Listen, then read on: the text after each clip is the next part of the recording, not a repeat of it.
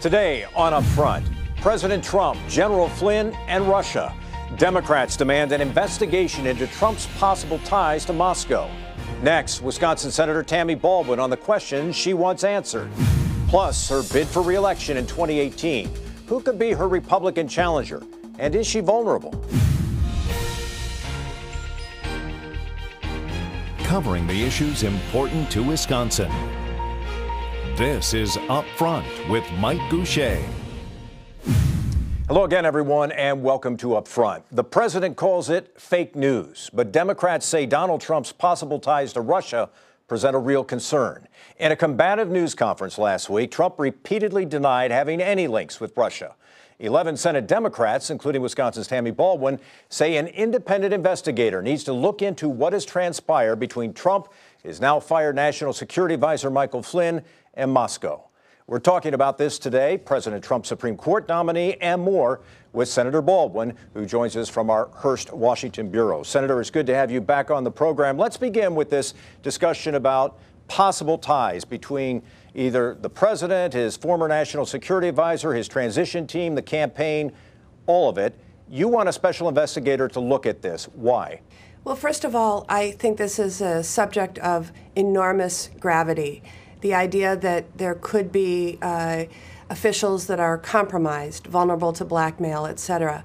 Let's start the timeline with shortly before the inauguration, when our intelligence community said with high confidence that Russia had influenced the elections. That is a very serious charge. Our democracy is at stake, and so I have been calling for Senate investigations of that matter since the news broke. But now we have concerns that Trump allies through the campaign, through the transition, and now in the administration have had communication with Kremlin intelligence officials. And with Flynn's firing earlier last week, we have more unanswered questions. But this is a matter that I take so seriously, and I believe it has to rise above partisanship. This is about country. This is about democracy. And so I think independent investigation, we have to get to the bottom of this, and the American people have every right to demand answers. It sounds like right now that the FBI is not going to file charges against Michael Flynn, the former national security advisor who resigned. Does that make your request for a special counsel change at all? The fact that the FBI says there apparently will be no charges against Michael Flynn? You know, I don't know how that will develop as we learn more and more about General Flynn's conversations during the campaign, potentially, certainly during the transition. What we do know is that he misrepresented to both Trump officials as well as what's been alleged to FBI officials. He misled them or did not represent accurately the content of his discussions, but that he did discuss the issue of Russian sanctions. These are incredibly serious matters, and whether he is charged in the near term, further along, or not charged at all, when we learn also that other Trump allies were in frequent conversation with the Kremlin, with intelligence officials from Russia, that should give us all great pause, and we need to get to the bottom of it. It needs to be transparent. Senator, let me ask you a very direct question. How confident are you in this president's ability to carry out American foreign policy? You know, I have so many questions, and what I think would be very revealing and allow us to demand accountability is if we had more transparency. And I go back to the failure of this president to release his tax returns.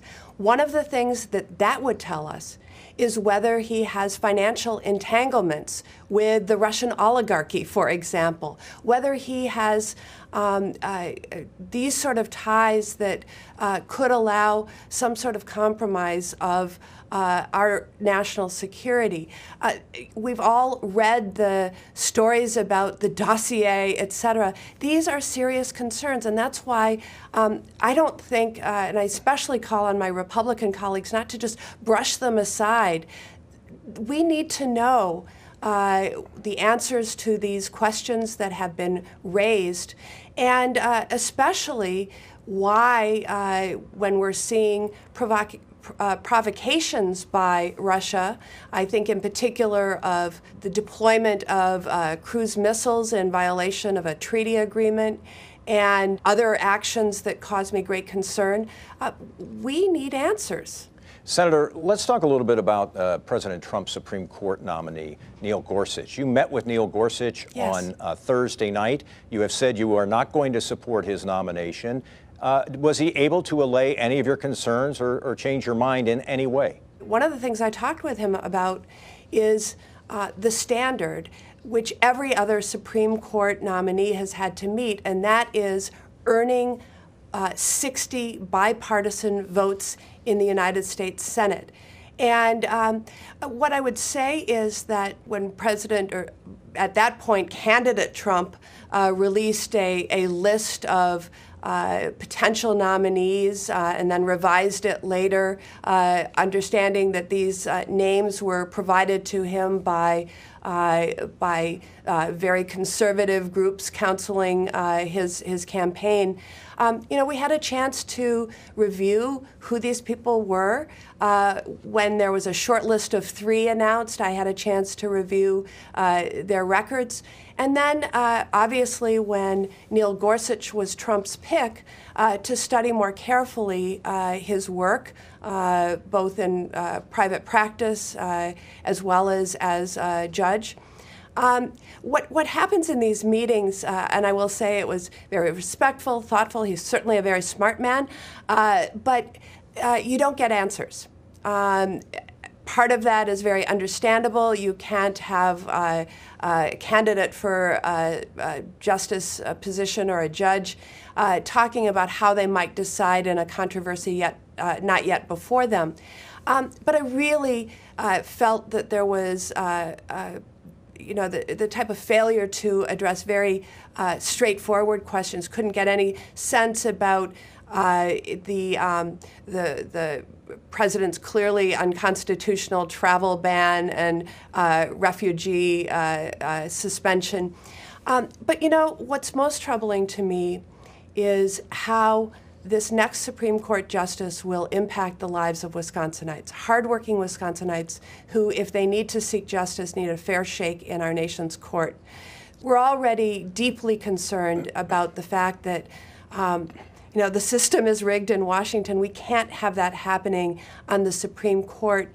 And hardworking people, retirees, parents and parents of children with disabilities trying to get an equal education in school, they need a fair shake in court. And based on a review of Judge Gorsuch's decisions, there are several decisions in women's health, in workers' rights, retirees' rights, and children's educational access that give me great pause. I'm going to continue on the Neil Gorsuch theme here in just a moment, but we'll take a break, and when we come back, we'll talk more about the Gorsuch nomination, more questions for Senator Baldwin, including her bid for re-election next year.